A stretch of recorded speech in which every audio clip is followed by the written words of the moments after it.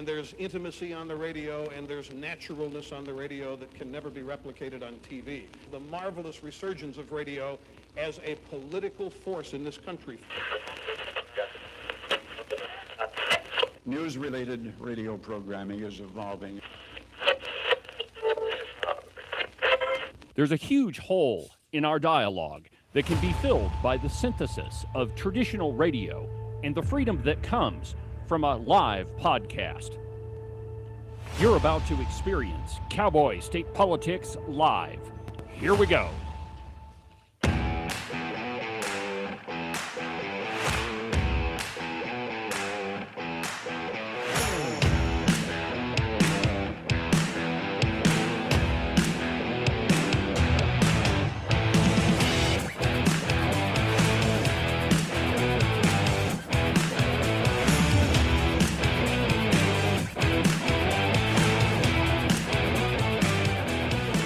Good morning, my friends, and welcome to another fantastic installment from very, very high above all the puerile and insipid forms of Wyoming mainstream media.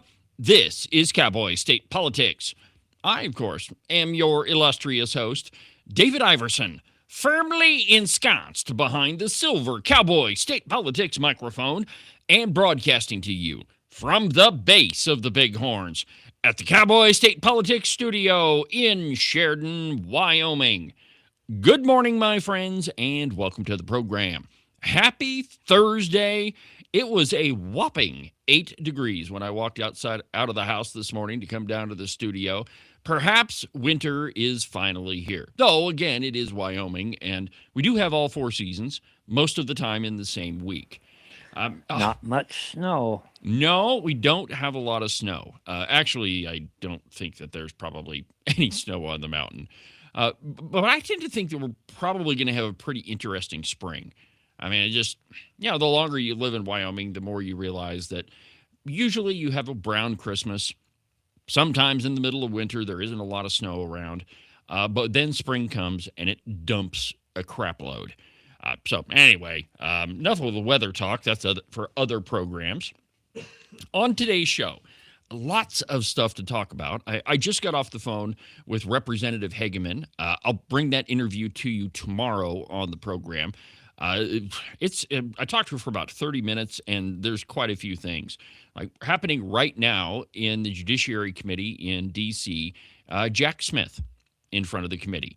And so Harriet and I had a really long discussion about, what they're going to talk about in the committee, what they found out with the January 6th. She's on the select committee to find out what happened there. And so there's a lot of really interesting stuff. But on today's program, a couple different things. The judge has declined to toss the criminal case against the Weston County clerk, Becky Hadlock. So I'm sorry about her luck. I mean, it just couldn't have happened to a nicer person. So there's that. And then the FCC has decided that, there's too many liberal people on TV and they want to make it fair. But this has all of the trappings of 20 years ago of the fairness doctrine, the very thing that conservatives, railed against for years. Rush Limbaugh, Glenn Beck, all of them talked about the fairness doctrine. And here we have President Donald Trump, a Republican president, largely conservative. It's his administration that's doing it. And so it's pretty rare that you hear me go after the big guy. But today on the program, he and his administration is flat wrong about this.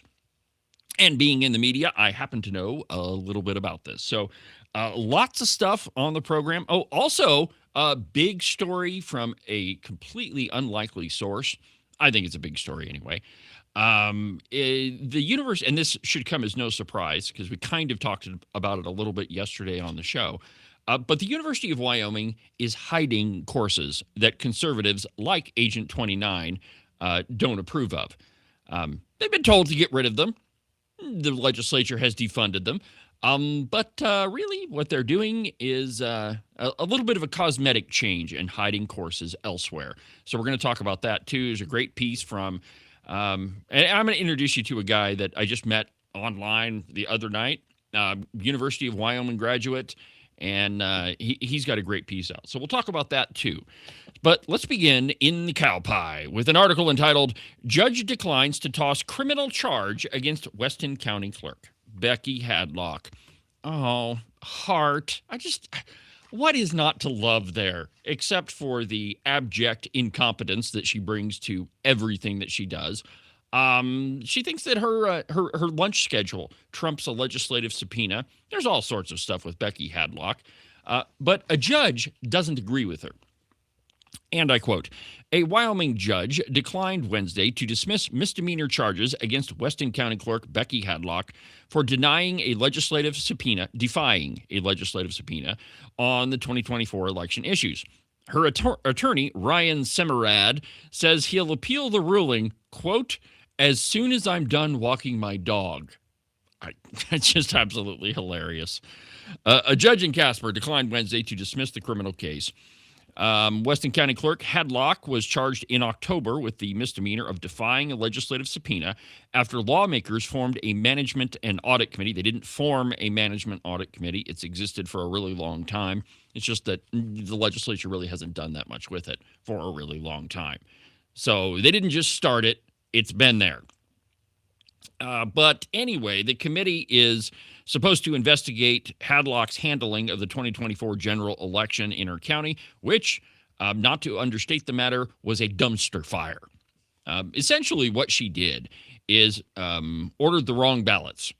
And then when they came in, she realized that there was a problem and then mixed in a new order of ballots, which were actually correctly printed, mixed them all together and said, oh, nobody's going to notice.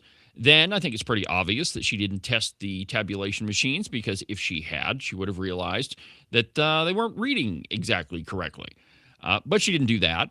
And then when the election happened, there were thousands of undervotes, and what was happening is the ballots that she was using didn't have anything printed in the area that the machine was set to read. And so the tabulation machines are just garbage in, garbage out. You have to tell them, hey, in this section of the ballot, these coordinates, X, Y, there should be a dot. If it's filled in, count it this way. If it's not filled in, count it this way. Well, when there's nothing there for the machine to read, it counts it as nothing being there. And so in a county where Representative Chip Nyman is extraordinarily popular, he got something like, what was it, 1,200 undervotes, some crazy number like that. And then when asked about it, Hadlock said, oh, that's just a protest vote. Yeah. You see, people are not happy with Chip, and so they just decided to protest. No. But that's not where the story ended. When everything was said and done, Chuck Gray, the Secretary of State, caught all the mistakes in Weston County, ordered a recount. And then when Becky Hadlock submitted a post-election audit, that is, hey, here's a report on how we did in the election, she said there wasn't any problems. Nope, nothing to see here. Don't worry about this a bit. We've got it all covered. The truth is, that's a fraudulent report. So then the Management Audit Committee subpoenaed her to appear in front of their committee. In response, she wrote a letter that essentially said, yeah, sorry, I have other plans. I'm not going to be able to make it. But I've sent 2 people to testify on my behalf. When in reality, the 2 people that has showed up had no idea that they were supposed to talk on Becky Hadlock's behalf. So this lady wouldn't, excuse me, I don't mean to misuse the word lady. This woman wouldn't know the truth if it slapped her in the face. Let's see here. So Natrona County District Attorney Dan Itzen argued back in January, saying that lawmakers didn't break the law and the subpoena was properly issued. Casper Circuit Court Judge Kevin Tahiri, now there's a blast from the past that we haven't heard about. He used to be involved in the Natrona County Republican Party a lot. I don't know, he probably still isn't now that he's a judge. But anyway, on Wednesday, he dismissed Semerad's motion to dismiss the case, keeping the case against Hadlock alive. Semerad told Cowboy State Daily in a phone interview after the hearing that he would file a mid-case appeal to the higher Natrona County District Court just as soon as I get done walking my dog. So, sorry about your luck, Becky Hadlock. You are going to stand trial for defying that subpoena. But I think that this speaks to a larger issue, and I'm glad that the judge in Natrona County hasn't fallen victim to this. But what I'm getting at is we live in a society that doesn't really have any respect for the law. You need no further evidence than to look at what's happening in Minneapolis right now. Well, all over Minnesota, really. Or in Washington, D.C. During the interview with Harriet, which you'll hear tomorrow on the program, she mentioned the pipe bomber in D.C. on January 6th. It's very likely that the FBI knew exactly who that guy was, and they didn't do anything with it. They just brushed it under the carpet. Don't worry about that. Or the other side of it is how many thousands of people were prosecuted for January 6th who were guilty of nothing more than being on restricted grounds, which they had no idea they would be on restricted grounds. So we do live in a society where people tend to think that they can just disregard the law and nothing is going to matter. Nothing's going to happen to them. The truth is, my friends, we have to get back to being a nation of laws instead of a nation of men. Our system was never set up to favor one person legally. One of the crown jewels of the United States is that everybody should be treated equally.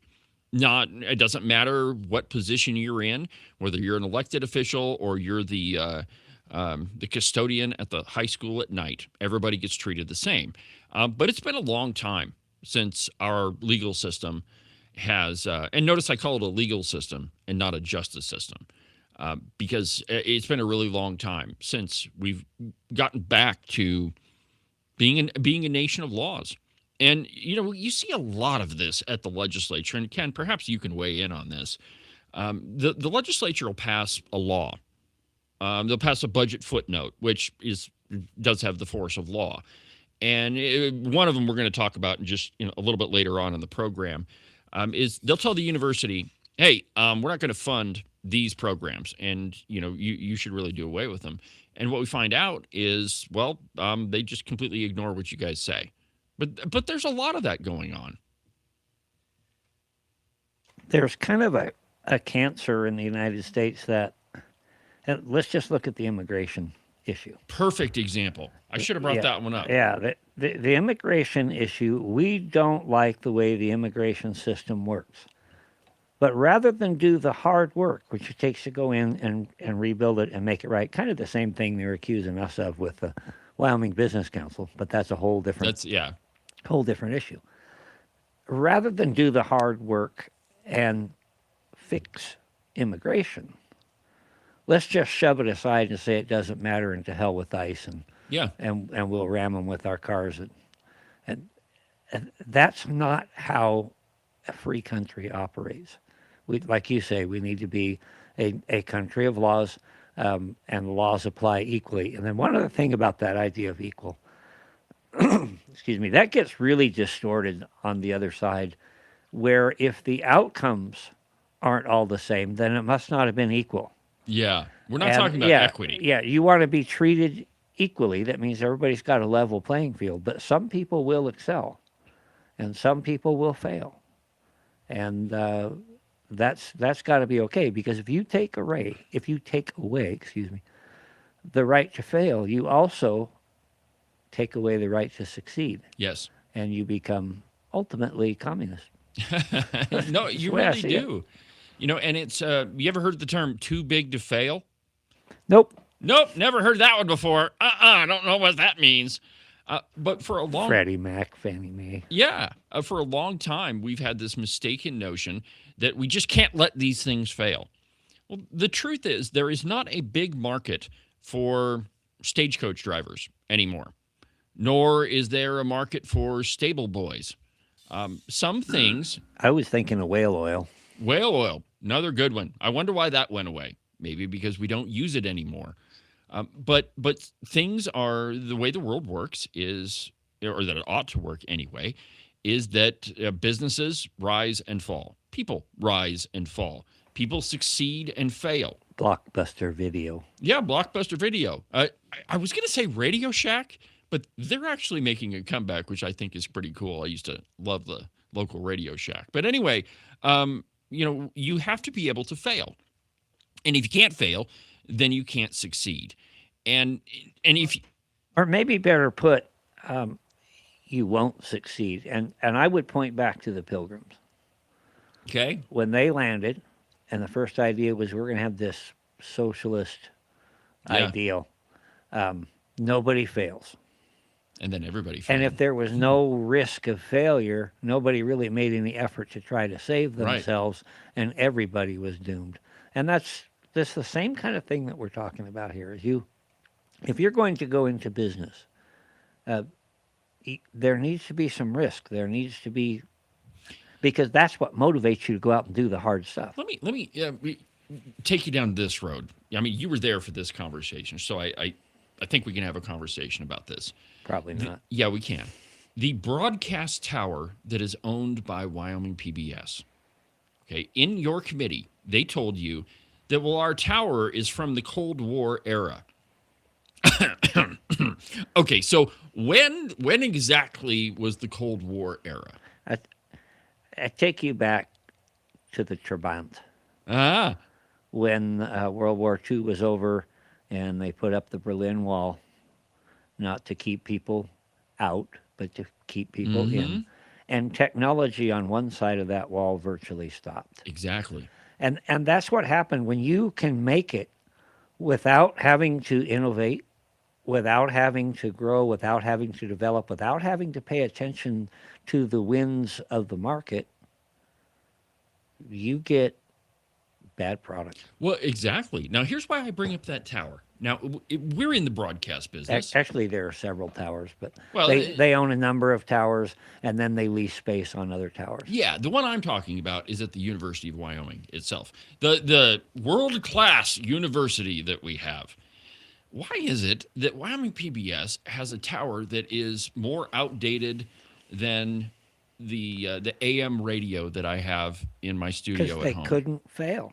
Didn't matter. Exactly, because they didn't have to replace it, because they always knew that the government was going to write them a check, or excuse me, not the government was going to write a check. Taxpayers were going to write a check, and the people that are going to sign it are going to be the unelected bureaucrats. And that money would always come in. And so they didn't have to plan ahead because they knew that if they needed a new tower, they'd just go get money for it. Well, now that money doesn't exist, and they're left there sitting saying to themselves, we have a crappy old tower. They're saying we can't compete. We're apples Right. and oranges. Yeah, No kidding. It's not a level playing field. Well, yeah. No, it's no wonder why. Yeah. In this business, you have to, and it's not just this business, it's all businesses. But if you are not advancing, if you are not moving forward, and this is the same thing is true in the military, if you're not moving forward, You're failing. you're failing and you're moving backward. You constantly have to keep up with trends, which is why with the open range record, I think, and hey, man, if you're not going to toot your own horn, nobody's going to do it for you. Okay, so just having a website right now is not enough. That is not going to cover it. Everybody has their own website, and all of them are super proud of it, I'm sure. So what did we do? We said we have to have an edge. And so I set to work creating mobile apps for it. Now, I'm not going to have the project done probably fully by the legislative session, but I'll have it half done. My point is that if you want to succeed, you have to produce a better product than your competition. And if you do that, you will be successful. But when government gets involved, there's no impetus for you to create a better product. You need that innovation. And those are all good points, and they're all very true. Thank you. I came up with them. Yeah. But everybody in this discussion, I say everybody, often in these discussions, we miss the fundamental point that I brought up yesterday. There needs to be a set of checks and balances. It's in the Constitution, the freedom of the press. If government doesn't have an honest press on the other side with checks and balances, You just said a contradictory term, honest press. yeah, But that's the way that it should be. And then, we talked before about with the shekels, go the shackles. You take money from somebody, you got to be careful not to bite the hand that feeds you. Mm-hmm. And if government is the one handing that out, then you're not going to be critical of government when you probably really need to be. And those are the fundamental issues that I am so opposed to publicly funded media. Now they have some great shows. I used to love Click and Clack, the Tappet brothers on Right. on PB or NPR, the national. That show would have been a success no matter where.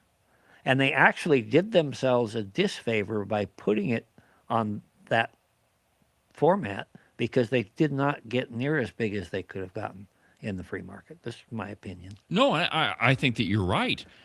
Competition breeds excellence, and it also breeds failure.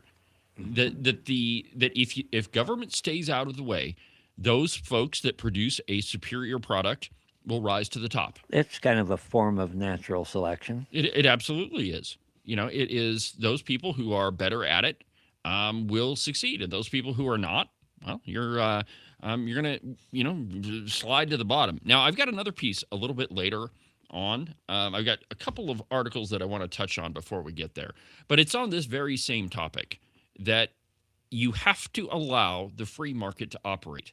And those people like Josh Durrell, who say that the free market is broken, that the free market works against us, that's exactly the opposite of the way the world works, or the way the world, like everything else in the universe works, except in government. I want to kind of draw a parallel here, and this just occurred to me. So we're kind of backing up the discussion. That's okay. Bit. It's our program. We can do what we want. You and I both started podcasting about the same time. Yes. Several years back. You were at the point in your life where this was basically, I've got to succeed. Yes, I have to. And I was at the point in my life where this was just something that was fun to do. I could do it on the side, and it didn't really matter. And your show was more successful than mine, even though mine was better. Well, it's it's your story. You can tell it how you like. But you were consistent. You were constantly innovating, constantly trying to develop. I was inconsistent. I would come out and do 2 or 3 shows in a week, and then it might be a month before I did another one. And because I didn't have to do it, you put yourself in a position, and I think that's an illustration of what we're talking about.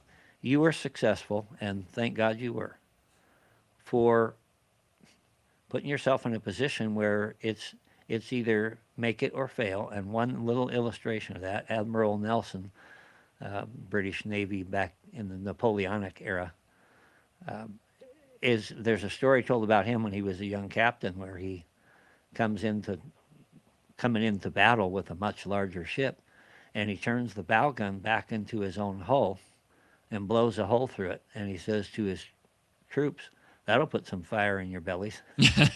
You're either going to take this bigger ship and we're going to win, or we're going to die trying." Mm-hmm. And that is how you breed true success, I think. Yeah, absolutely. Now here's the other piece of this, and I said we were going to hit this story later, but we're going to do it right now since we're on the subject. But if you are consistent and if you work hard, you will be successful. Now, don't misunderstand what I'm saying. Nobody will guarantee your level of success, but you will be successful in whatever venture you're in. If you're consistent, if you work hard, you'll have success that is, that is equal to the quality of the product that you produce and the effort that you put in.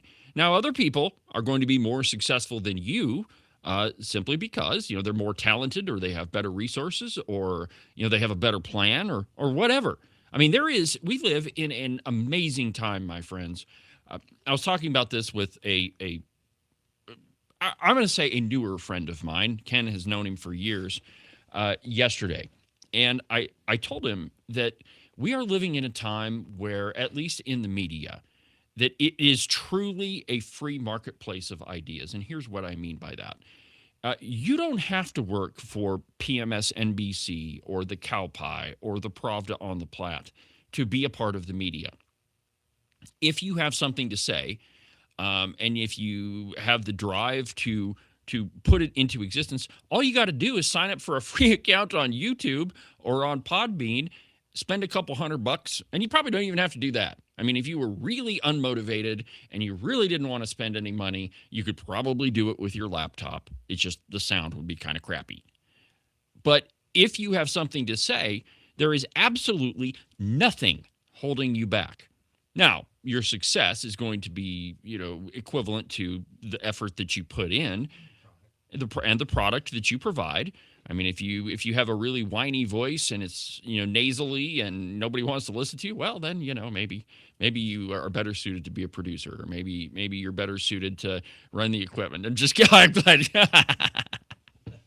I'm just kidding, Ken. I love you.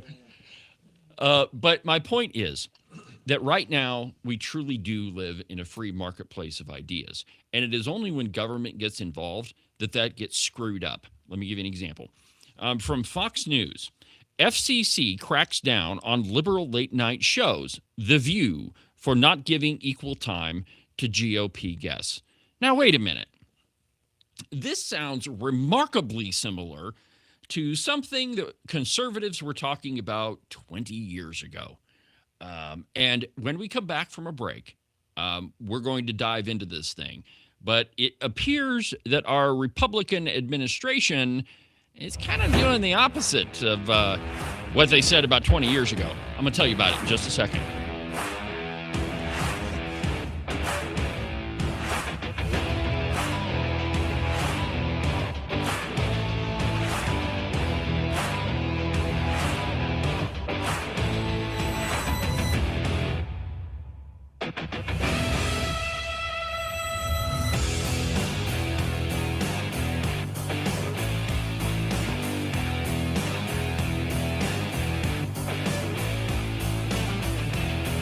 Make sure that you subscribe and follow the Cowboy State Politics podcast. You can do that from the website, cowboystatepolitics.com, or anywhere that you get your podcasts. That way, you'll make sure that you won't miss a single episode of Cowboy State Politics. Hunting season. Right about now, you're off with all of your pals, stalking the big gigantic elk or buck mule deer that you've been thinking about all summer long. And your lovely wife is at home, probably enjoying her time without you. But soon, my friend, all of that is going to come to a screeching halt. And I want you to think about just one little thing. She's able to park her car inside the garage because all of your hunting crap is with you right now. Now, if you'd like the marital bliss to continue, I suggest you make a call to Marcos and Jesse at Morton Buildings. Their phone number is 307-674-2532. They can build you a garage or a barn or any other type of metal structure for you to store all of your toys in so that your wife can continue parking inside the garage. And you can avoid sleeping on the couch for the next month or two. Call Morton Buildings. Their phone number is 307-674-2532. Get them to build you a metal building before it's too late.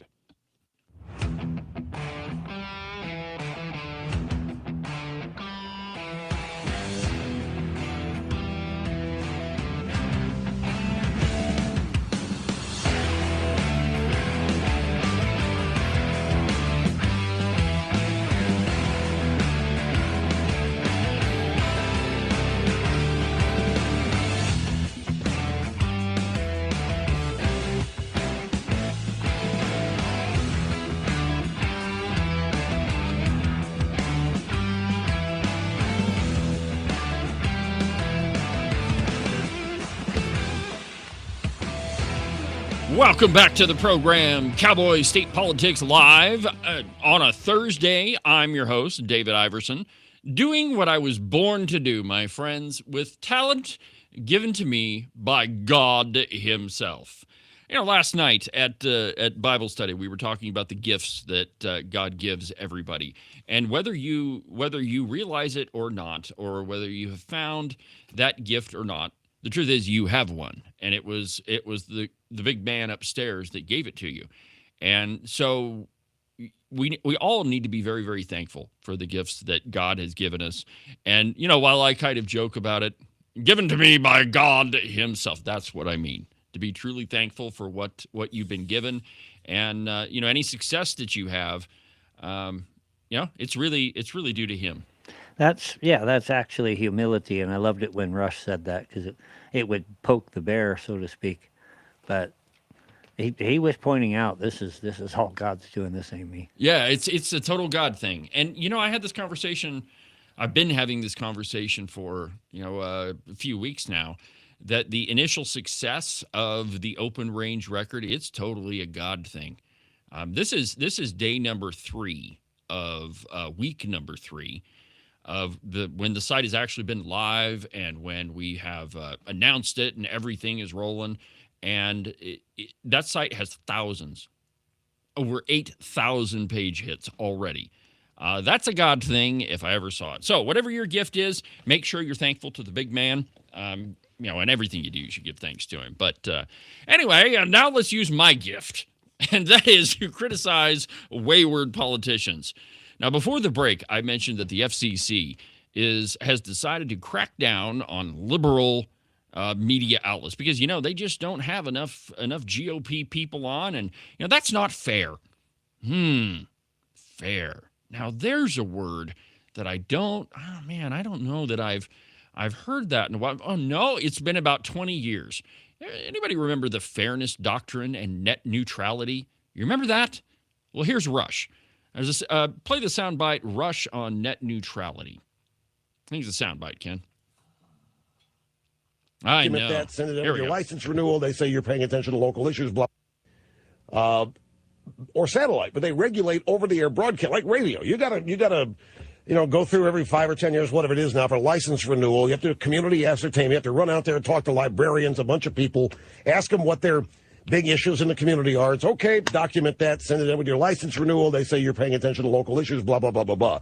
What's coming, way beyond this, what's coming in the fall is the deceptively named net neutrality. And you have to understand this. The easiest way to understand this is to think of a fairness doctrine for the internet. Now, how would this work? Let's say that you want to go Google or Bing. You want to search the mating habits of the Australian rabbit bat. Net neutrality would require that every search engine produce an equal number of results that satisfy every disagreement about the issue. Yep. And that's going to happen. That pretty much is going to happen. And the White House is in bed with Google. The White House and Google are bedmates. Google, largest search engine. Already, I mean, if you do a search of me in Google and you look at the crap that comes up, it's by design and on purpose. It's literal crap. I mean, the most obscure places you never knew existed. With comments about what happened on this program, and this is, we had, I don't know, it took a long time. We had to really work hard at getting our website to pop up in a search of Google. Our own website. So in the era of net neutrality, and this is where the Google White House partnership comes into play, the results of any search, like say you want to search abortion, or you want to search the health care bill, they want to control what you see. They want to control what your options are. They can't really control the content. It's too massive and it's too big. Okay. What they want to try to do is limit your access to it. So his point there is that with the idea of what was net neutrality and what before that, it was the fairness doctrine. Let me just give you a brief history about that. Liberal ideas suck. They have always sucked. And they are not at all they're not at all successful. And the best way that you can see that is in talk radio. What we're doing right now, of course, not actually on the radio, it's all the internet, but it's same fish, different pond. But when you look at all of the really successful radio programs, none of them are liberal. Not a single one of them. Obviously, Rush Limbaugh is the most successful talk radio broadcaster ever. But there's a lot more. Glenn Beck, Sean Hannity, when Laura Ingraham was still doing her program. I mean, there's a lot of them. And the vast, vast majority of them are all conservative. So conservatives, super, super duper successful on talk radio. And so a bunch of liberals in D.C. got together and they said, you know what, this isn't fair.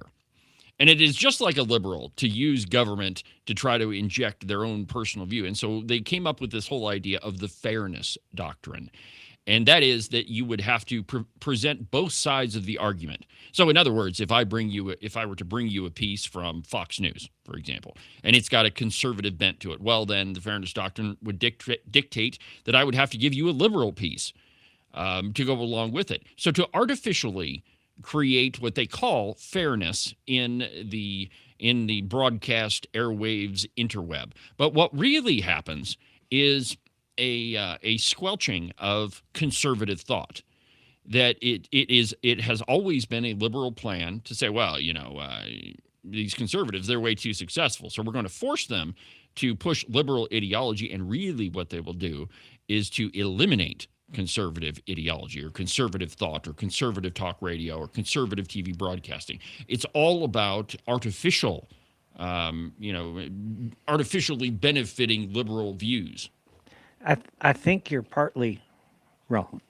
That's not possible. It doesn't just curtail conservative thought. It actually curtails liberal thought because they don't have to work at it. Yes. They don't have to develop it in the free market of ideas, and we'll talk about the free market of ideas and actually having an honest exchange in another show. But they do themselves a disfavor because they take competition out of the mix. Yes. It's all outcome based, yeah. And so not only are they trying to squelch conservative talk, but they're also hurting themselves. And we've talked about that, like with the Democrat Party in Wyoming, would be a lot stronger if they would actually work on their own. Yeah. And go home. Stop red trying coats. to infiltrate ours. But no, you are correct, Ken, that in the end, what you have is a monopoly of thought. And when you're all in your own echo chamber and you're all only listening to each other, there's no advancement. There's no success because there's no competition. And if there's no competition, it breeds mediocrity. And so really in their attempt, the end result of this fairness doctrine, net neutrality business would be a really, really, really boring set of discourse. But that doesn't stop them. Now, here's my point with this. 20 years ago, and it was actually, I think it was 15 years ago when Rush recorded that, but it was conservatives who were saying, fairness doctrine bad, that we can't artificially monkey around with the free enterprise system, that we don't want to get involved in favoring one set of ideas over another one. How dare you attack the First Amendment? That was conservatives 15 years ago. But now it is conservatives on the other, or at least the administration. I shouldn't characterize all conservatives as saying this because it's not. But it is at least a conservative administration that's saying, you know what, these cable news providers, they're a bunch of liberals. And, they don't have conservative guests on. And so we should monkey with the system. Well, here's the truth, guys, that liberal ideology cannot and is not successful. It never has been. And you can go all the way back to the time of Paul Harvey. Listen to some of his broadcasts. Are they liberal or are they conservative? Or would we consider them conservative? Well, I would say that they would definitely all lean to the right, though later on in years he had some different ideas about that. But generally speaking, it is conservative ideas that are successful. And so if you leave them alone, they'll breed their own mediocrity in their own little liberal redcoat echo chamber, and they will not be successful, and the vast majority of people aren't going to be listening to them. You need no further evidence than to look at the 2016 election. Every liberal TV station out there swore up and down that Hillary Clinton was going to pull off the election, and it would be the era of progressivism all again. Well, what happened? Well, Donald Trump won. Because, and the reason why all the liberal stations thought that they were right is they were listening to themselves. And nobody was listening to them. Let's go with this Fox News piece here. The FCC is cracking down on partisan talk shows in both daytime and late night in an effort to provide equal treatment for political candidates. The FCC announced Wednesday it is providing guidance to the 3 broadcast networks to adhere to, quote, statutory equal opportunities requirements, citing the Communications Act of 1934, including their airing of late night and daytime talk shows. Under Section 315, if a broadcast station permits any legally qualified candidate for public office to use its facilities, it shall provide an equal opportunity to all other legally qualified candidates for that office, the FCC wrote in a press release. There has been a long-standing bona fide exception for news programming that wouldn't require equal time for an opposing candidate. But the FCC now says it has not been presented with any evidence that the interview portion of any late night or daytime television talk show program on the air presently would qualify for the bona fide news exemption. Moreover, a program that is motivated by partisan purposes, for example, would not be entitled to an exemption under long-standing FCC precedent. The FCC states, any program or station that wishes to obtain formal assurance that the equal opportunities requirement does not apply in whole or in part is encouraged to promptly file a petition for declaratory ruling that satisfies the statutory requirements of the bona fide news exemption. You see, this is the problem when you get government involved. We provide exemptions and we give tax breaks and we start monkeying around with the free market system. You are absolutely creating and breeding mediocrity. And in your attempt to create fairness in the marketplace, you are inevitably creating unfairness. I mean, it's absolutely astounding to me that a Republican administration would even think about doing this. I mean, it blows my mind. But there again, it's politicians or bureaucrats, not necessarily, I'm sure politicians are involved, but it's bureaucrats. They're unelected to the people. They don't have to listen to their constituents. They don't have to, pass policies. And here's the thing, and this too is a criticism of conservatives, is that we tend to have knee-jerk reactions. These liberal talk shows. The View, God, they're terrible. We need to crack down on them. Okay. Well, why don't you look at the results of what those actions would create? That in your attempt to provide fairness, what you are doing is depressing your own market. Like you said, Agent 29, that really what you're doing is disadvantaging your own message because it is going to breed mediocrity. And, it's not often that you hear me criticize the Trump administration because I agree with just about everything they do. But this is wrong-headed and stupid. And the FCC, you really need to back off of this and just get the hell out of the free market. And that goes for everything. The Wyoming Business Council, the whatever, I don't care what it is.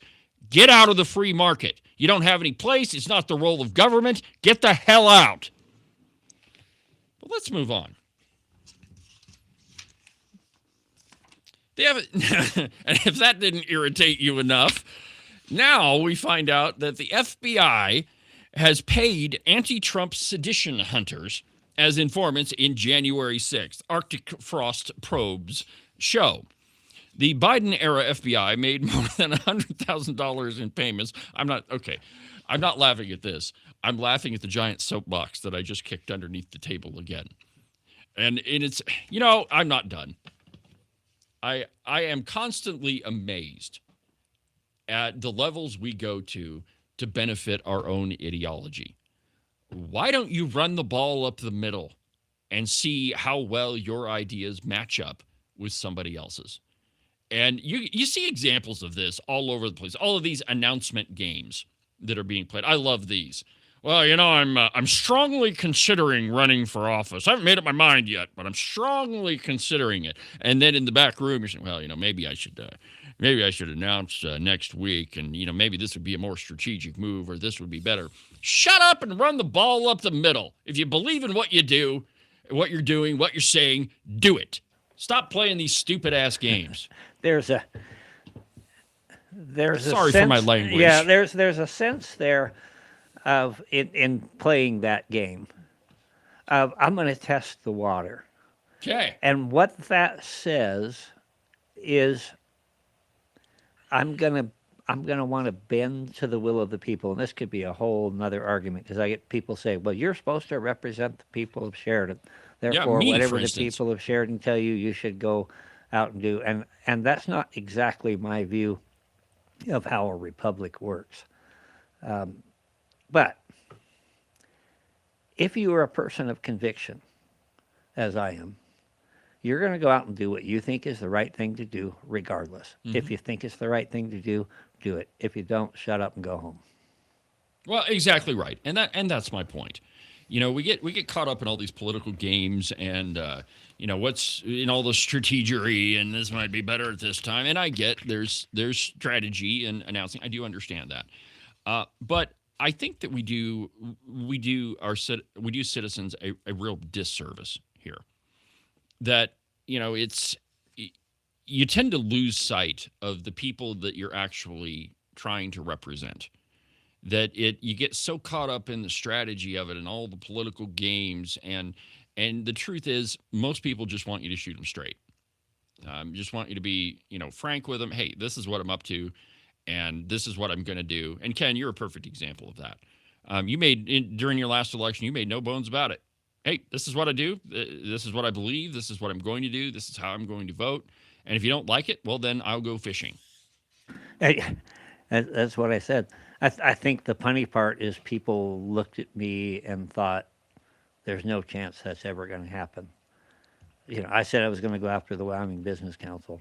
Whoops. That's not going to happen. Don't worry about that. Yeah, they misjudged that one, didn't they? Oh, wait a minute.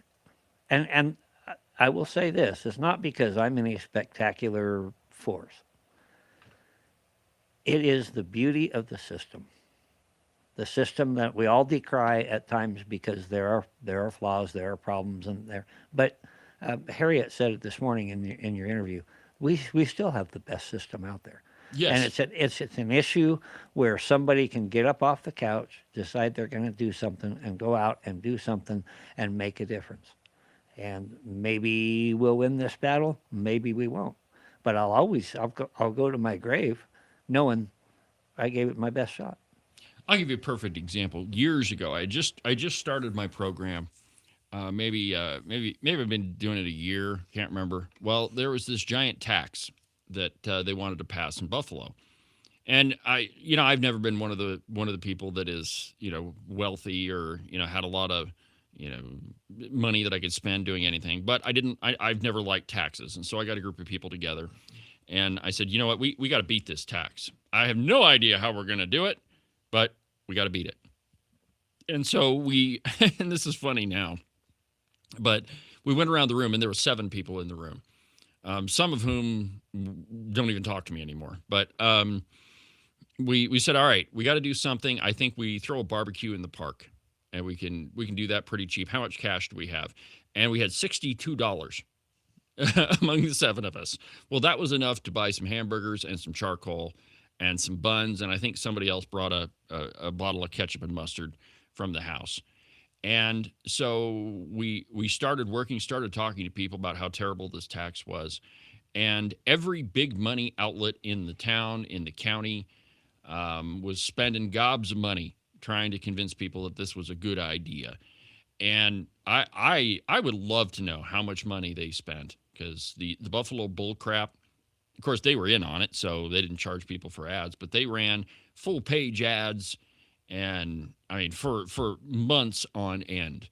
And when we wanted to run a full page ad, they charged us $3,000 for a one full page ad. But anyway, we went door to door, and we tried to knock on every single door in town, and I think that we got pretty darn close. And in the end, we defeated that tax 72% to 28%. Now, I'm not saying that we convinced everybody that the tax was bad. Most people didn't need convincing, but they were just too darn busy to pay attention to it.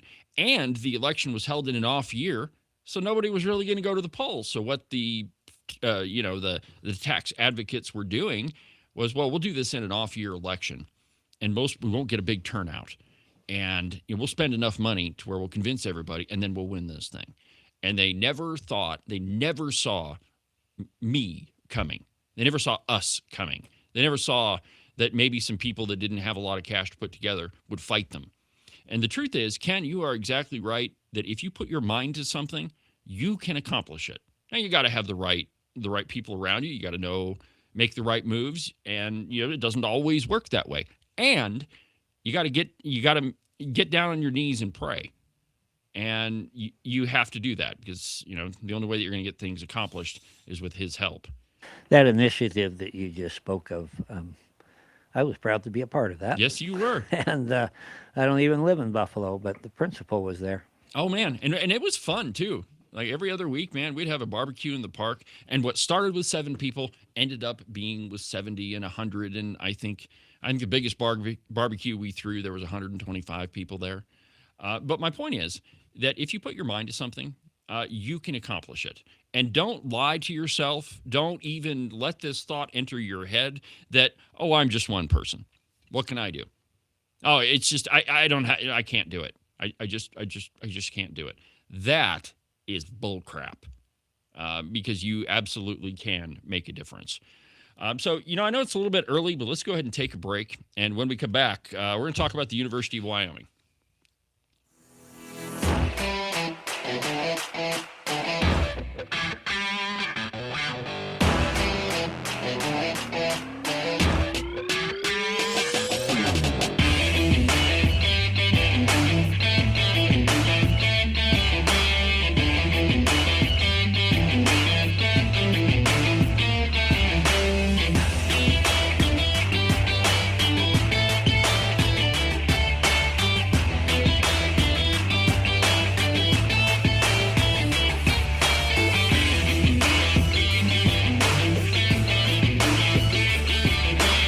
Yeah, I know. The weather seems to be toying with us. 60 one day, 42 the next, and pretty soon, my friends, those 6s and 4s are going to turn into 3s and 2s. Though we all want to avoid it, that white stuff is coming, my friends, and you will be shoveling the walk in it. It's cold, it's unpleasant, and nobody likes to do it. But you could make it just a little bit more comfortable and prevent your feet from turning into a giant block of ice. In fact, you could keep them nice and warm and toasty, and your toes will never even know that they're outside. The rest of you may be frozen solid, but at least your feet won't be. To make all this happen, you just need a pair of socks from the Buffalo Wool Company. They are the finest socks that I've ever put on my feet. To get you a pair, go to their website, thebuffalowoolco.com. Trust me, you won't be disappointed. Are you one of those guys that listen to the president just a little bit too closely and now you're tired of winning? Are you getting the feeling that there's been way too many good things happening in our country and you just can't take it anymore? Well, if you are, and you think you should follow Rosie O'Donnell's example and get the heck out of Dodge, you need to call Rebecca Bextel at eXp Realty. She'll make those foreign country living ideas a reality for you. All you have to do is call 307-699-3519, and she'll make sure some freedom-loving, red-blooded American will now live in the home that you no longer want. If you want to sell your house, or if you want to buy one that's way better than the house you have right now, give Rebecca a call. Again, her phone number is 307-699-3519. I've never felt the freedom like I do. I feel stronger every day, don't you? Well, I can show you how. A new day, a new way. Watch out, I'm only gonna get stronger. A new day, a new way. Watch out, I'm only gonna get stronger. A new day, a new way. Watch out, I'm only gonna get stronger. A new day, a new way. Watch out, I'm only gonna get stronger. I've never felt the freedom like I do. I feel stronger every day. I'm only gonna get stronger. Cowboy State Politics is only going to get stronger. Cowboy State Politics Podcast, Cowboy State Politics Live, The Outrider, the official newsletter of Cowboy State Politics. That's coming out today, probably around noonish. Takes me a little bit to put together. Anyway, there's a lot of content coming from Cowboy State Politics and The Outrider. and the open range record. And during the break, I got to thinking about our previous discussion. There are so many tools available to you that even if you don't exactly know how to do something, you can learn. We have this thing called the internet, and I mean, it's a repository of just about anything that you wanted to know and a bunch of stuff you didn't want to know. And I'll give you a perfect example. So the open range record. Now, I know how to build a website. I've been doing that for years. I don't know all the new tips and tricks and all of that. However, we have this cool new tool, AI. Now, while I think that AI could be a destructive force, it is an extraordinarily useful tool if kept in its proper box. When we let it get out of the box and do stuff that is hurtful to other people or for nefarious purposes, which is going to happen, that's where it becomes dangerous. When we do stupid stuff like say, "Oh, I just can't wait for AI to write my legislation for me," or use AI to interpret a bill, or those sorts of things. I mean, I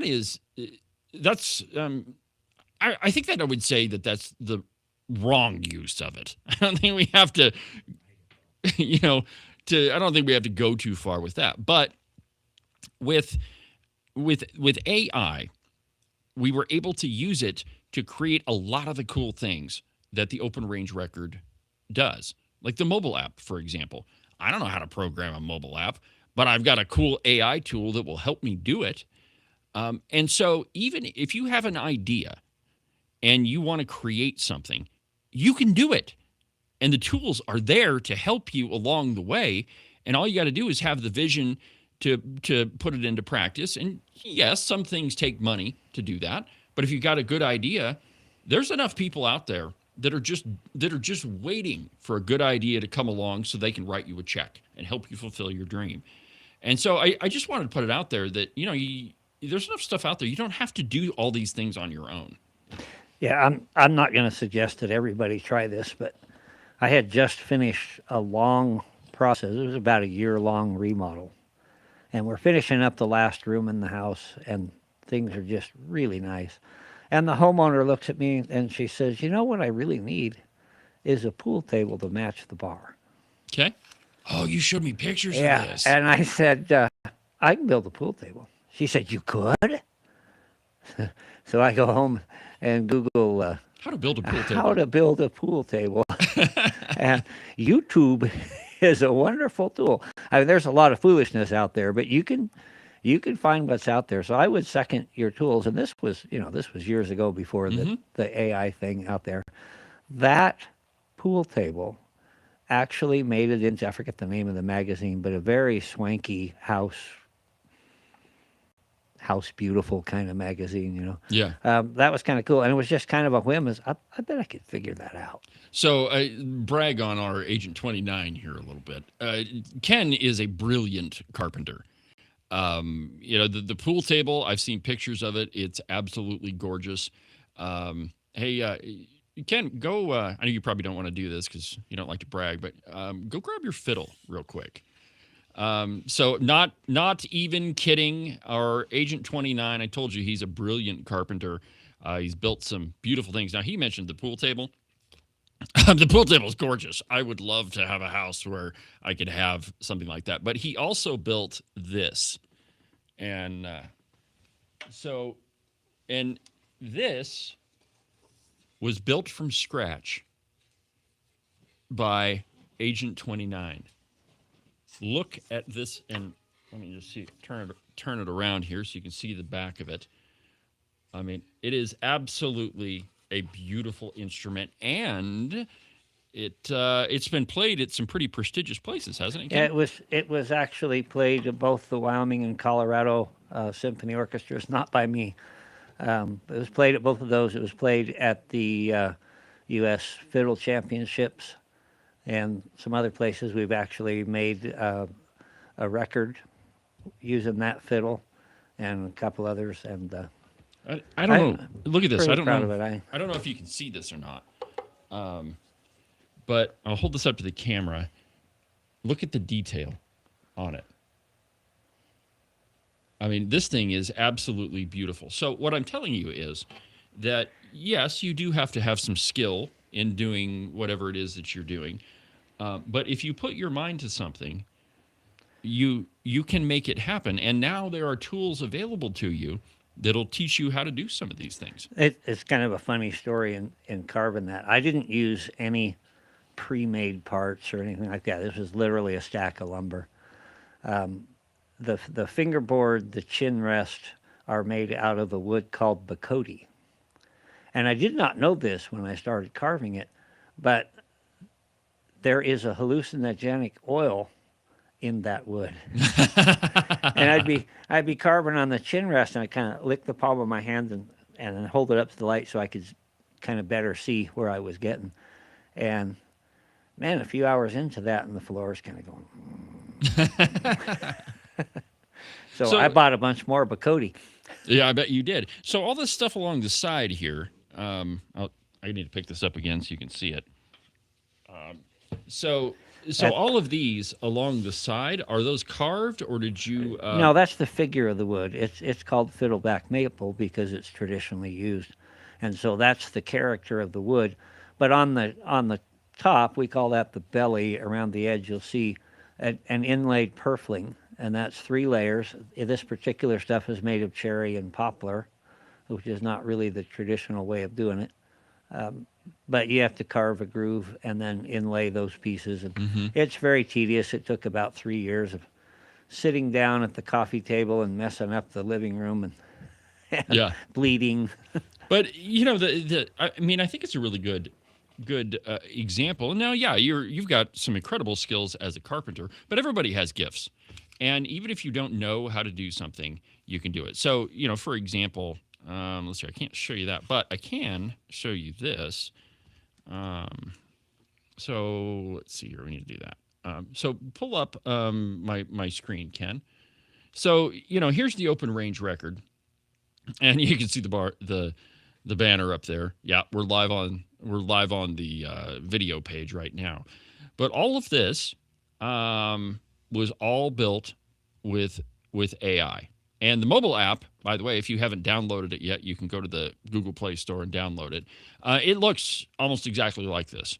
And what I wanted was a website to match the app and the app to match the website, so you get the same experience wherever you're at. And I wanted it to be seamless. And, you know, I think that when you use the tools that you have and you keep them in their proper box, we live in an amazing time. And you can do anything that you want. Now, that being said, I think that a lot of these tools, you don't have to go to a 4-year institution to learn how to do them. And often, when you do go to said 4-year institutions, what you find is a whole bunch of propaganda. That a lot of it is indoctrination. Now, there's a piece that was first published by what was called the James G. Martin Center for Academic Renewal. And I just met this guy on the internet the other night, but his name is Jovan Tripkovich. And I think, Jovan, if I mispronounce your last name, you'll have to forgive me. But this piece is available right on the front page of the Open Range Record right now. It's the main story. But it's entitled The Cosmetic Change at the University of Wyoming. Now, the author of this piece, he's a graduate from the University of Wyoming, and he's from Wyoming. Okay, so this is not some East Coast guy at some liberal think tank writing this. This is a University of Wyoming graduate. And he says, on May 15th, the University of Wyoming Board of Trustees voted to cancel 5 degree tracks, including a PhD in botany, a master's in molecular biology, a bachelor's in art history. Most notably, they cut the bachelor's degrees in African American and diaspora studies and in gender and women's studies. According to the university's Standard Administrative Policy and Procedure program, a program that it is considered low producing if it averages fewer than 5 graduates per year at the undergraduate level or fewer than 3 per year at the master's level over a 5-year period. So, I mean, the bar is pretty low to all of these university programs. In reality, The board's decision is a symbolic gesture that fails to address the deeper structural issues at the University of Wyoming. That was the case for the Gender and Women's Studies program, which produced 17 graduates over 5 years, and the African American and Diaspora Studies program, which produced 3 graduates in 5 years. Now, to an outsider, the move might look like a decisive break from ideological DEI programs and a step towards a broader institutional reform. In reality, it's a symbolic gesture that fails to address the deeper structural problems at the university. Moving forward, the courses will form the foundations of minors in gender and diaspora studies. African American studies and gender and women's studies emerged as national academic fads in the late 1960s and early 70s, driven by a civil rights and feminist movement, which called for the inclusion of African American history and culture, as well as women's experiences in college curriculum. Now, these and similar programs quickly gained traction in academia, reaching the height of their influence in the early 21st century. Over time, however, they have been criticized for evolving into training grounds for social justice warriors and DEI stooges. Critics argue that such a degrees privilege critical race theory, Marxist frameworks, and political agendas over academic rigor and intellectual inquiry. Now, it is not just those courses that have this same ideological bent to them. Rather, if you take any of the humanities, any of the liberal arts classes, more often than not, you're going to find professors that are very much on the political left.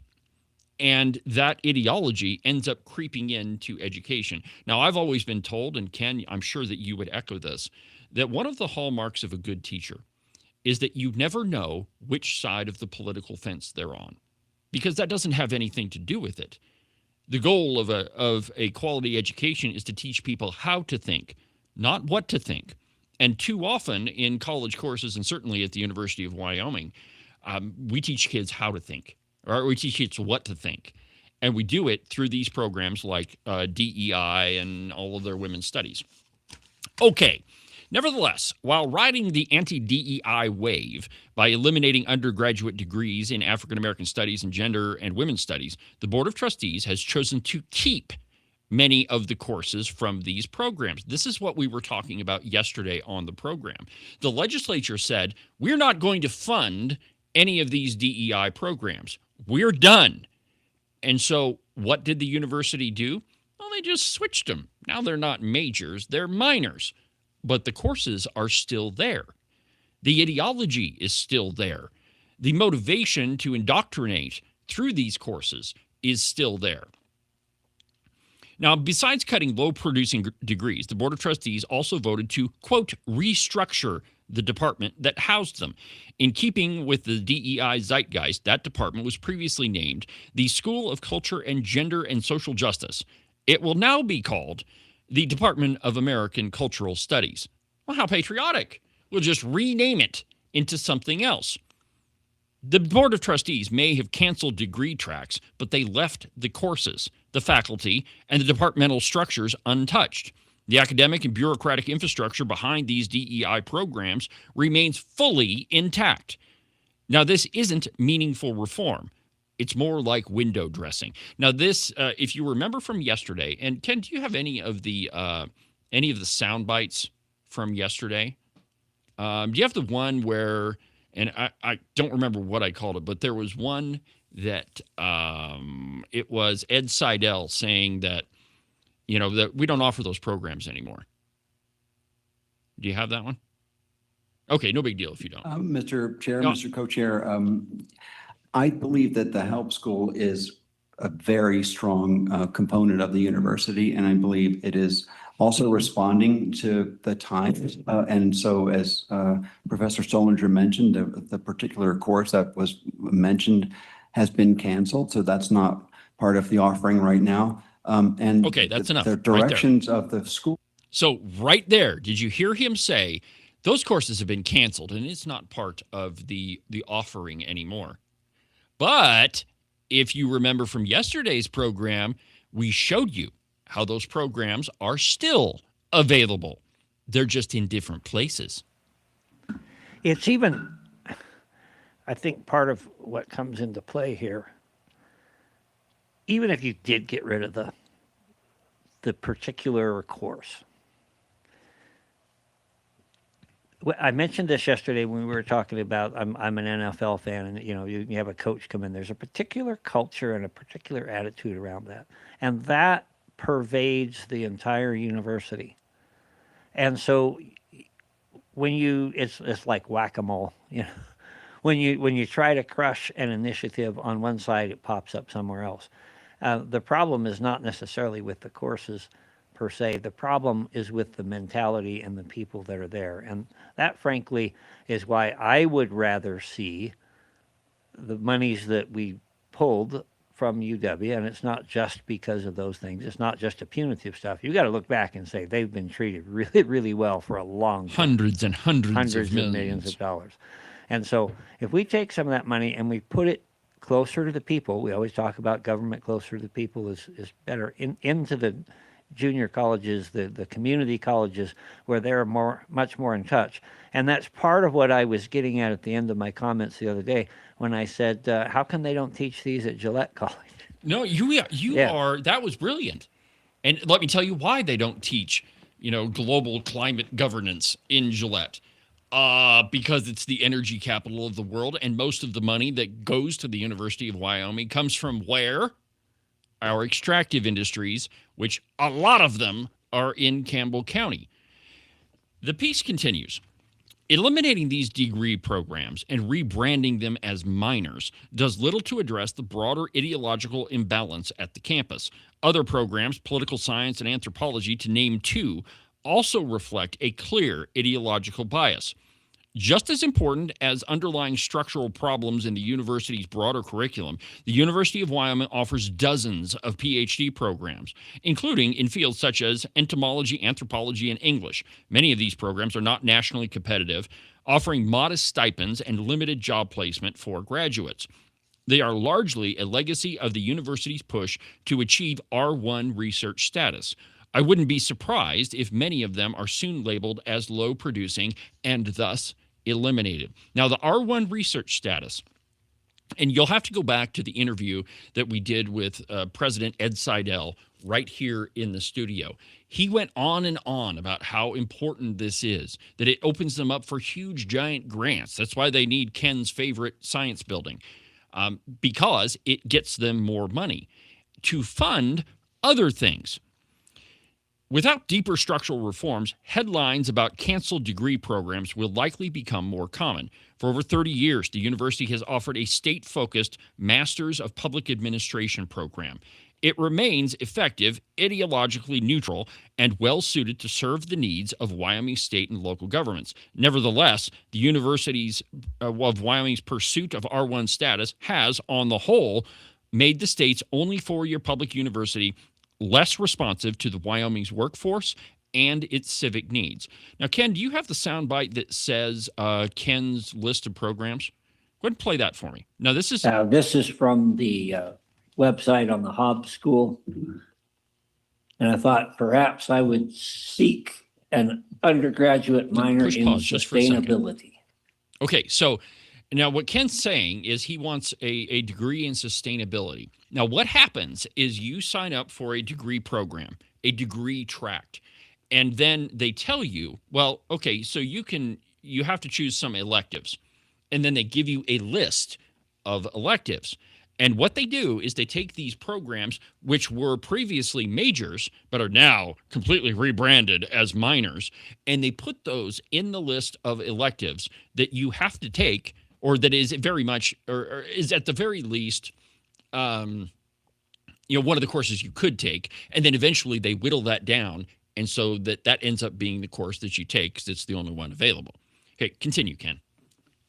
And if I were to do so, I would be required to take 9 credit hours of Foundations in Sustainability, and then another class in Campus Sustainability. I'd like to know what that is. And then I would have my choice of the following: Social Justice in the 21st Century, environmental ethics, global justice, environmental justice, environmental sociology, food, health, and justice, diversity and justice in natural resources, or perhaps my favorite, ecofeminism.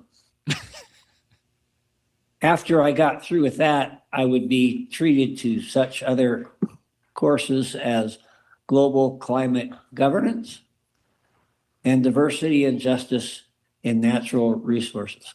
I'm just wondering why these courses aren't offered in Gillette. Okay, so you see what they do. Now that degree tract in sustainability or whatever, I mean those classes are obviously geared towards that degree tract. But what I'm telling you is that those courses get inserted elsewhere. And the comments from the president of the university and the dean of that school were, well, they're not even part of this school anymore. It's not even part of this program.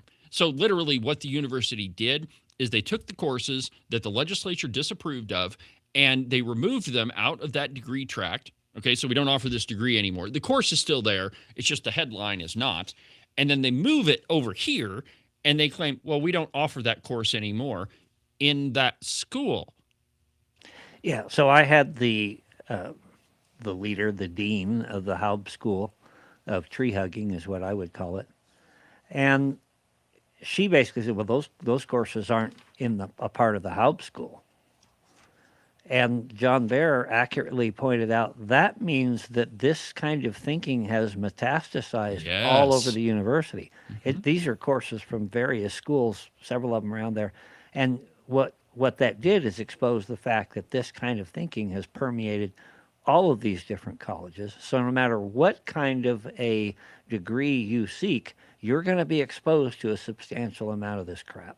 Yeah, and you'll notice the long list that Ken read off there. There is not just one course that is DEI. There is not just one course that is, climate ideology. There's a whole bunch of them, and they've got different titles to them. And they're all over the university in different schools and in different degree tracks. And, the fascinating thing here is that they think that that's going to be acceptable. That the legislature will look at that and say, well, yeah, they're obviously doing what we asked them to. But those courses still exist. You can still go to the website. You can still apply for them. You can still do all of that. While the Board of Trustees' recent decision may look good on paper, it's merely a surface-level fix.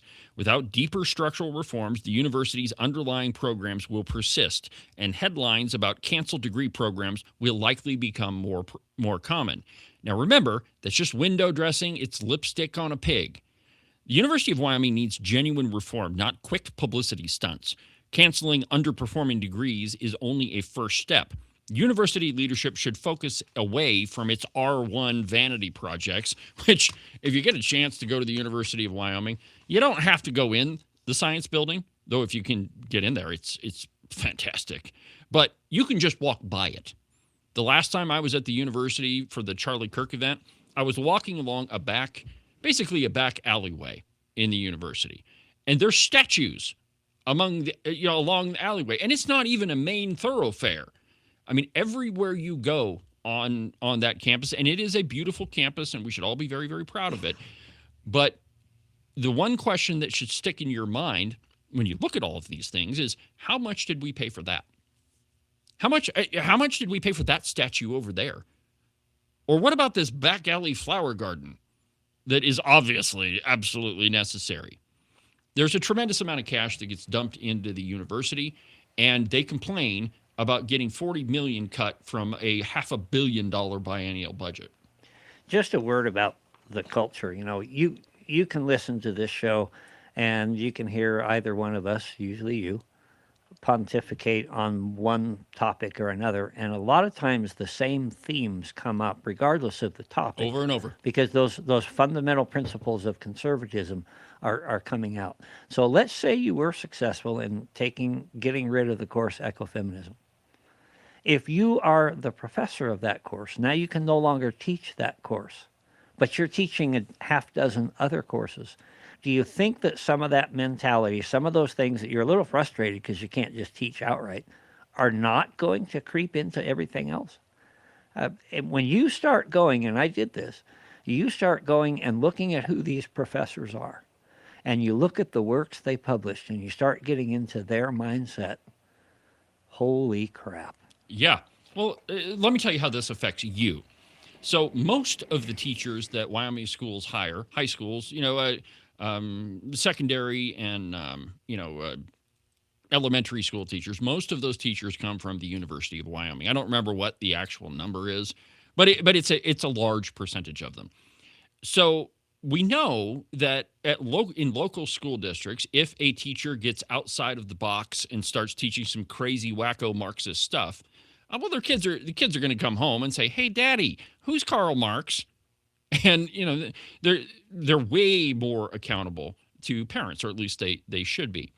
Well, so the school board is going to say, "Hey, teacher, you can't be teaching this sort of stuff, and stick to the core curriculum. This is what we got to do." All right, fine, but their mindset and their training is still fueling that teaching, because where were they educated? At a school where it's pretty hard to avoid all of these ideological DEI, social justice themes that have metastasized across the breadth of the entire university. And my guess is, even if you were studying engineering, or even if you were studying architecture, that you would probably encounter some of these social justice courses. Yeah, Jeremy mentioned it the other day. It's creeping up in agriculture. Cows are bad. They're destroying the planet. We need to find alternative forms. And this is in University of Wyoming, Land Grant University. Yeah. Hey, we got some issues. We got some issues. So here is how Jovan ends the piece. Quote, "State legislators have a historic opportunity to advance academic renewal in the Cowboy state by overhauling general education requirements, shifting from block grant funding to line item budget funding, the refocusing of the University of Wyoming on meeting the state's workforce and civic needs." That is exactly what they need to do. Now, let me just tell you a little bit about the author, the guy we've been talking about.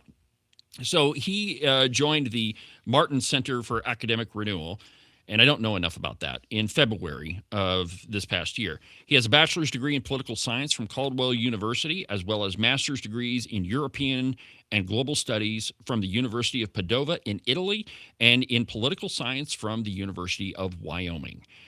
So this is not some East Coast guy that's giving you, a theory of what the university should do. This is a guy that went to the University of Wyoming and that intimately knows what happens there. And, my friends, we have a big problem with our university. And just saying that we've canceled a degree program, or, we've made this one a minor, or what have you, that doesn't solve the underlying issue. And the underlying issue is that we've gotten way, way, way far away from the mission of the university to be a land grant school, to be focused on the needs of Wyoming students. And, if you listen to the appropriations meeting, you would have heard Ed Seidel say that he wakes up every morning thinking about how he can keep Wyoming students in Wyoming, that he eats lunch and that's what he thinks about, and that's been his main focus. Really? Then why do a lot of the courses you offer have no job prospects in the state of Wyoming, even though their website says, there's 800 and whatever it was, 500 degrees or 500 job listings for that degree tract? Well, it's not true, my friends. And if you want to know why our kids come out of school and they don't know their head from a hole in the ground, it's because they've been studying the crap like this. It's just, it's no more complicated than that. So let's go ahead and take our last break. And when we come back, we're going to talk about whether or not America is headed for divorce court. It's an interesting piece from The Blaze, and we'll do it in just a second.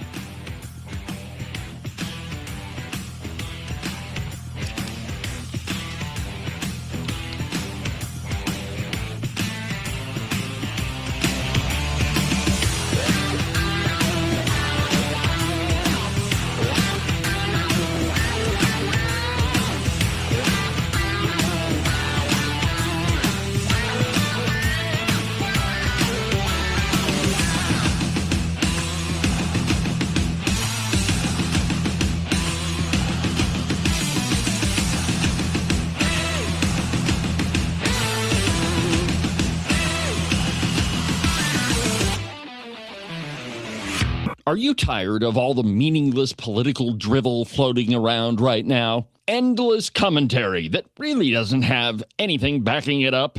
Do you long for the days of true investigative journalism coming from an authoritative source who really doesn't care how popular and apparently good-looking a politician is?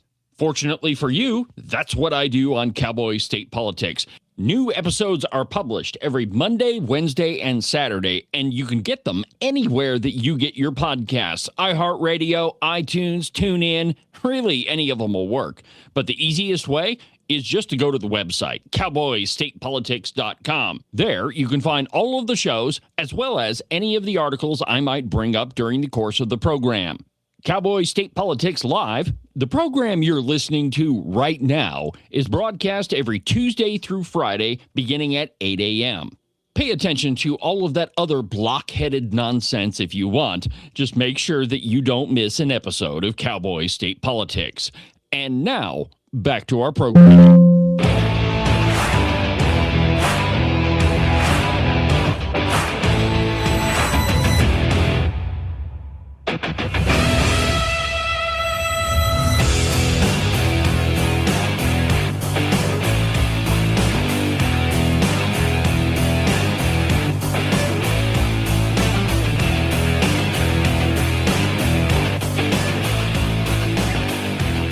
Welcome back to the program, Cowboy State Politics Live. I'm your host, David Iverson. It's Thursday, and we are just moving through the program. Thank you for listening. Thank you for watching. Thank you for doing everything you do on the program. We really appreciate it. So there's an interesting piece from The Blaze, and it's entitled, "America Looks Like a Marriage Headed for Divorce with No Exit." And now I don't think that anybody, and I'm sure everybody listening to this program within the sound of my voice has heard the line, well, you know, we're just so polarized that it's never been more polarized than ever before, and it's really, really bad, and we can't get out of it. Well, the truth is, my friends, that nobody has been beaten to death on the House floor. We haven't had any Charles Sumner moments. We've not been fighting a civil war, at least since the 1860s. But there are some disagreements, and we were having a conversation yesterday with another interview that we did, where the question of how do we get together and just have a conversation with people that we fundamentally disagree with. Well, I think that we've proven it on this show that all you do is say, hey, I got an open chair in my studio. Why don't you come and sit down and have a conversation? And you just do it without getting angry, without being ticked off, and you just have a discussion. Well, here's what The Blaze says about this whole business. Marriages rarely end over one argument. They fall apart through a long breakdown in communication, a growing inability to resolve disagreements, and the slow realization that two people no longer walk toward the same future. Healthy marriages don't require a full agreement on every subject. Lord knows. The lovely Christine and I don't agree on everything. They require compromise, and it takes hard work.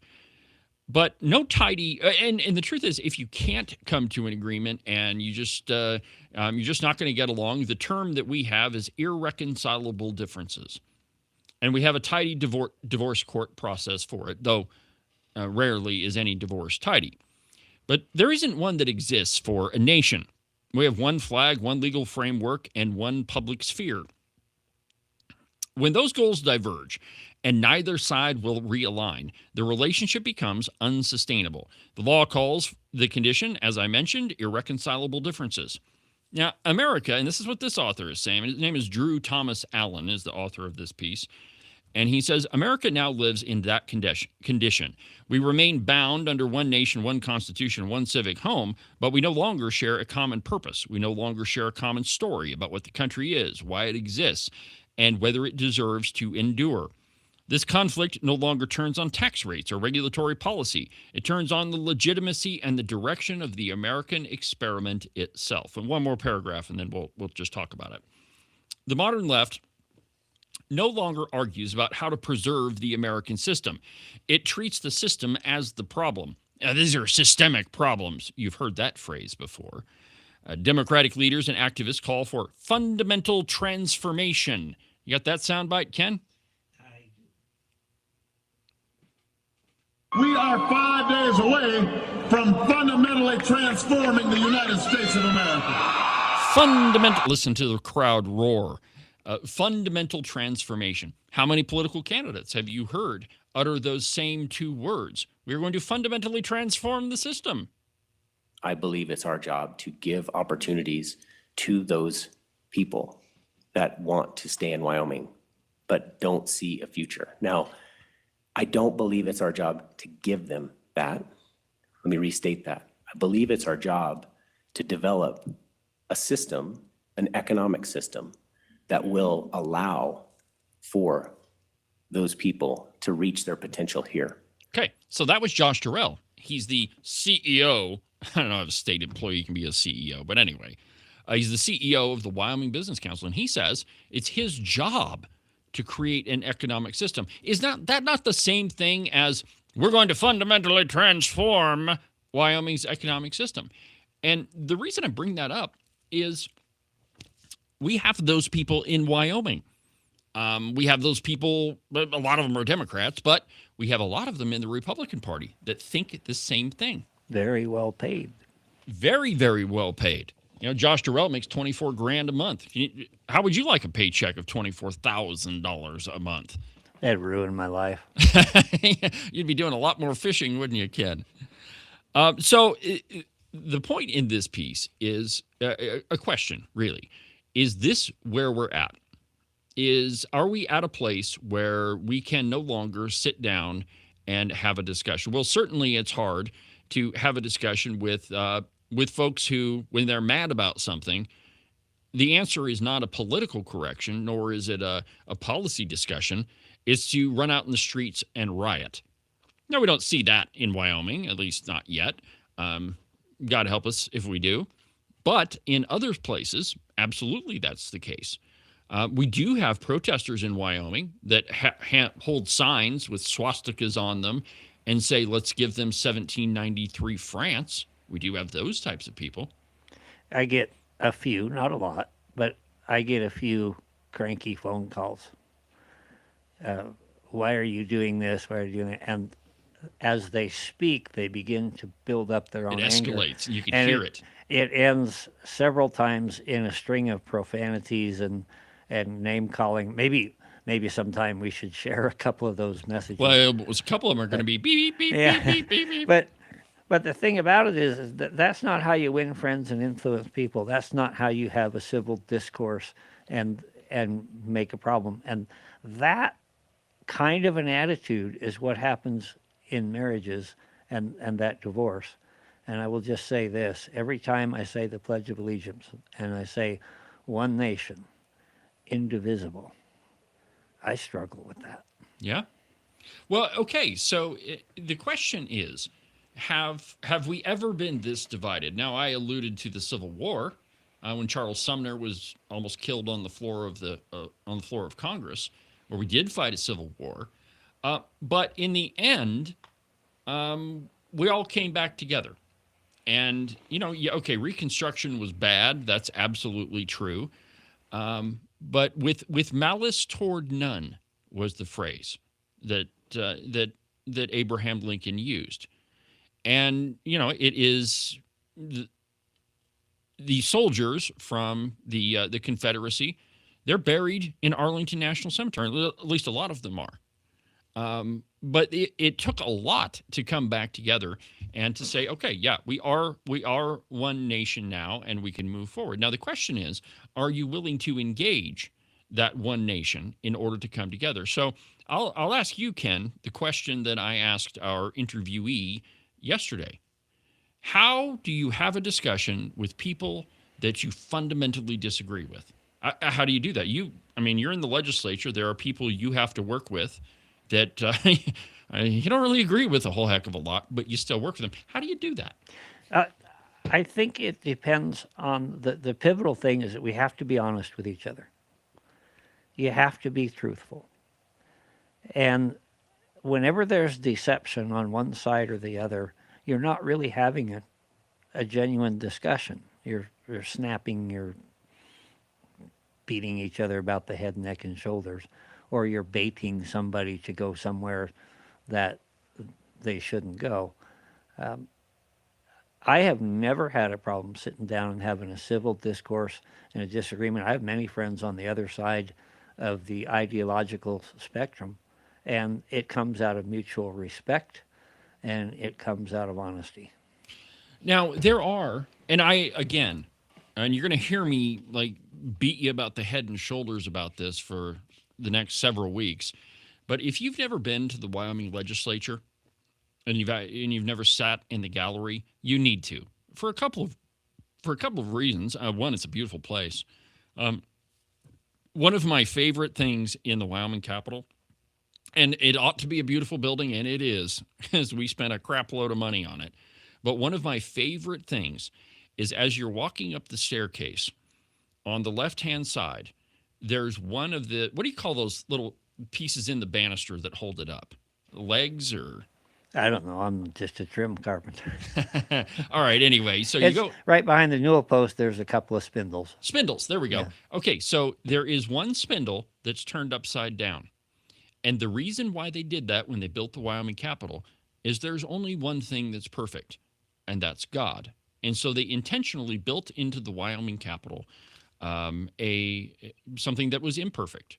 That's absolutely my favorite thing in the Capitol. And there's a lot of really cool stuff in there. I really like the statues. But anyway, my point is that there are things in the Capitol that we can all come together on. And often it happens. Now, sometimes things get pretty heated on the floor. You have Landon Brown freaking out and screaming at the microphone, and people get excited. But still, in the mornings, they all say the Pledge of Allegiance. In the mornings, they all have a prayer. Now, sometimes the prayers aren't exactly what I would pray in church, but hey, they're citizens of Wyoming too. Let me give you another example, and I've never tried this before, Ken, so I have no idea how this is going to turn out. But this was another moment when everybody came together. So just let's see what this does. Maybe I can do it. Oh, no. I can't do it. Hold on. All right. Well, we'll continue talking, and I'll get this thing ready to go. But because I really want to spring it on you here. So just give me just a second, and we'll put it in there. All right. Perfect. Okay. That's what he's doing, folks. He's playing with software and. Yeah, so I'm getting a sound piece ready for you here, so maybe we can play it. I hope so. Just a second. Now listen to this. Woo, it's hot. Ah, man. I don't know what's going on here. See, this is the problem with trying to do stuff live. Just let it go.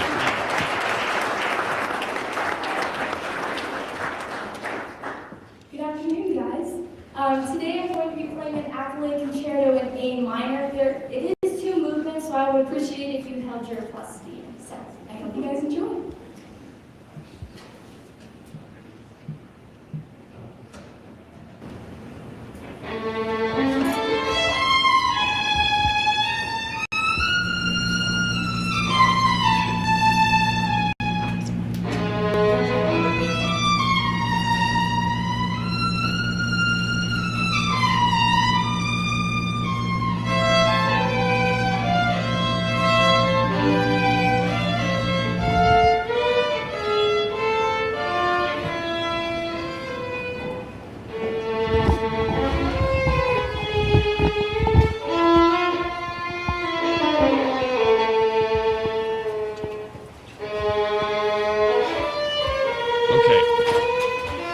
So this goes on for the better part of about 10 minutes. Now, the reason that was, by the way, that was Representative Jeremy Haraldson's daughter playing the violin on the floor of the House. Here's why I bring that up, is that even though the room is filled with people that have very strong political opinions. There are times in the Wyoming legislature where we're able to put all of those aside. And it usually happens in the mornings. There's usually some sort of program, a speaker, or there's, somebody playing a musical instrument, or there's a choral piece. The house singing happy birthday. No, we're not talking about that. That's horrendous. But there are times when we can all put those political differences aside. Now, my point in all of this is if you can do that, if you can all stop what you're doing for about 10 minutes or so and listen to a really, what I thought was a really beautiful piece of music, then why is it that you can't stop and have a conversation? The truth is you can. It's just you have to have the willingness to do it. And the truth is it happens more often than you might think. I mean, this idea that, get the right picture up, this idea that we are constantly at each other's throats is largely fabricated by the media that wants to sell papers, that wants to go there. There are a lot of good conversations that go on. Every morning, one of the first things we do, somebody will shout, "Play ball." And we spend about 5 minutes, and we all go in a couple of alternating circles around the House floor and shake hands and greet each other. And as long as we can do that, there's hope. Well, and I think that there's more than hope. I think that it's just a matter of taking a couple of seconds and saying, wow, you know what? I bet I have something in common with this person over here, though we may disagree entirely on everything. Let me give you another perfect example. Okay, I personally like Mike Yin. I think he's kind of a pleasure to be around and to talk to. I don't agree with really anything. Well, no, there's a couple of things that he and I agree on. I know you might find that hard to believe. But one day we were walking out of the session at the end of the day, and Mike was, I don't know, behind me or beside me, and I turned to him and I said, "Mike, I saw you vote aye on a gun bill. What happened there? You moving over to our side?" And he laughed and he said, No, David, you don't understand. I was spending money. I'm a Democrat. That's what I like to do, right? And I said, oh, well, you're absolutely right about that. Now, why do I bring that up? Because I disagree with Mike Yin on a whole bunch of stuff. He sat right here in the studio, and the entire time, I don't think we agreed on anything. But we were still able to have a conversation. And if that is possible, and I guarantee that it is possible for everybody listening to this program, but if that is possible, then it is also true that we are not headed for, as a country, towards divorce. We're not going to the irreconcilable differences that this author brings up. However, if you are intransigent and if you are unwilling to have the conversation, if you're so stuck in your ideology and that consumes everything about you, well, then maybe you are headed towards an ideological divorce. We both know people like that. There's somebody that the wife and I call Crazy Kathy. Everything that Crazy Kathy posts is really nasty towards conservatives. Now, I haven't tried to have a conversation with her, but my guess is probably not. Probably not going to happen. There are those people, but that's not the majority of people, I don't think. Yeah, I've been in a number of conversations with, if I mentioned who they were with, you would know exactly who I was talking to and how could you even find common ground. But we get off to the side and we start discussing things and we realize this person is not going to move on this person's not going to move on that, but we have to do something. So we come up with some form of compromise, and basically that means we both walk away somewhat disappointed, but we're still able to do that. And those are the things that don't often make the headlines. Well, they should. And they go on all the time. There's a lot of times where there's compromise, there's people working together. It happens in all these committees. So it isn't as awful as it looks according to the lens of the press.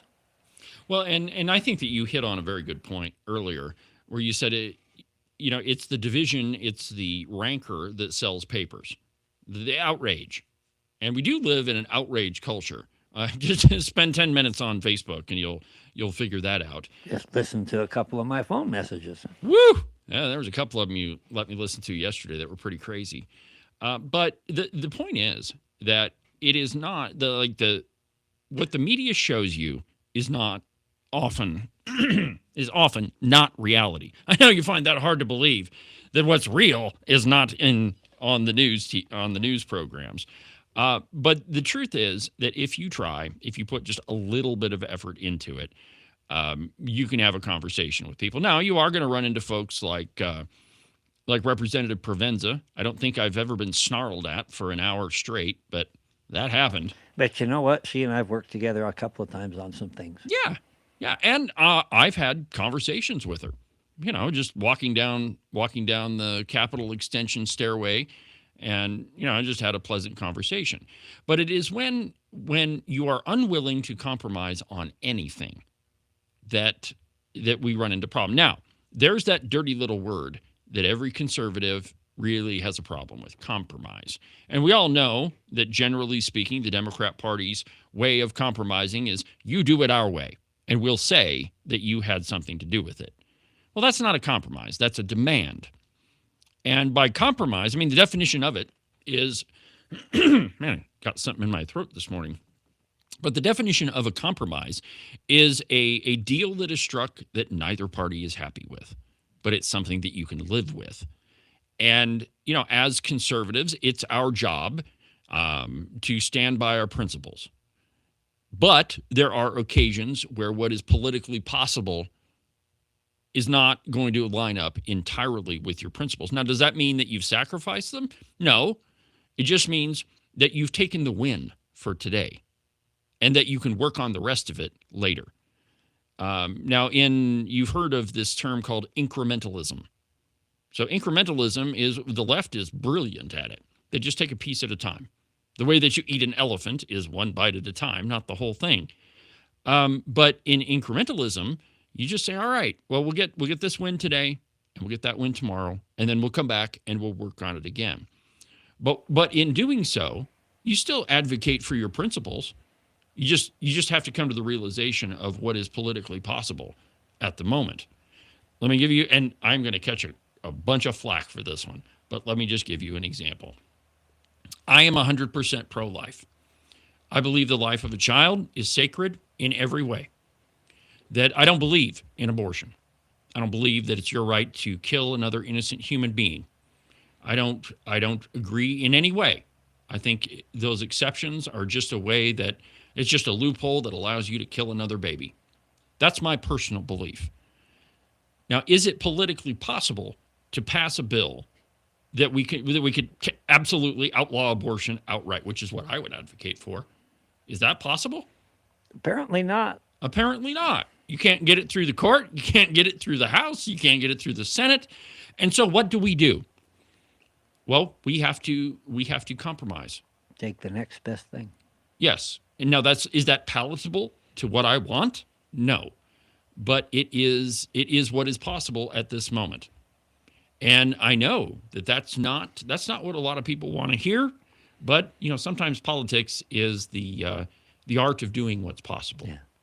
I was a wrestler in junior high and high school. And one of the things that you learn about people is it's very, very difficult for anybody to keep full pressure constantly. It's pretty much physically impossible. So what people do is they surge. They'll hit it and then they'll kind of back off and hit it and back off. And when I look at what happens between the right and the left, the people on the left are much better wrestlers. They keep constant pressure as much as possible all the time. And we have a tendency to go in surges. And we'll hit something really hard. They'll give a little bit. And as soon as they give a little bit, we relax. And then they push back even farther. Mm-hmm. And that push and pull is something that they are, quite frankly, better at than we are. Oh, they're much better at it. Yeah, they understand that if we're just persistent and consistent, ultimately we're going to move the needle. And if you want to look at that, go think about, for example, JFK and listen to some of the things that he said. And at the time that he was saying them, he was considered far left. Yeah. And you listen now, and there are a lot of conservative Republicans that wouldn't go as far as he did. So that needle has just been constantly moving and drifting. And thank you, Satan. Well, the truth is that our government, our country was never set up to, at least politically, was never set up to move quickly.